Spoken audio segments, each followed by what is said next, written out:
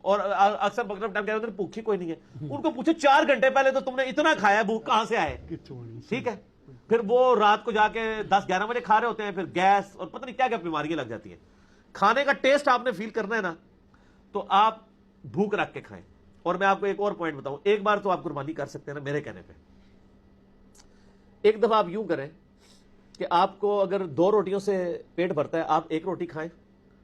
اور بھوک آپ کا پیٹ مانگ رہا ہے کہ روٹی، آپ کھانا چھوڑ دیں، سٹاپ واچ لگا لیں، ٹھیک آدھے گھنٹے کے بعد آپ کی حالت وہی ہوگی جو 2 روٹیاں کھانے کے بعد ہوتی ہے، آپ کو یاد ہی نہیں ہوگا کہ بھوک بھی لگی ہوئی ہے جی، وہ جسم خود بیلنس کر دیتا ہے۔ اس کی پریکٹیکل مثال آپ نے دیکھی ہوگی، کبھی کھانا کھاتے ہوئے روٹیاں ختم ہو جائیں اور آپ کسی کو روٹیاں دینے کے لیے بھیجیں، جو دعا میں کہتے ہیں بھوکی مر گئی ہے، بھوک نہیں مرتی سر، یہ اللہ نے سسٹم بنایا ہوا ہے کہ آپ کم کھانا کھائیں تو آپ کا جسم اس کا عادی ہو جاتا ہے۔ کوئی کم کھانے سے مرا نہیں ہے کبھی،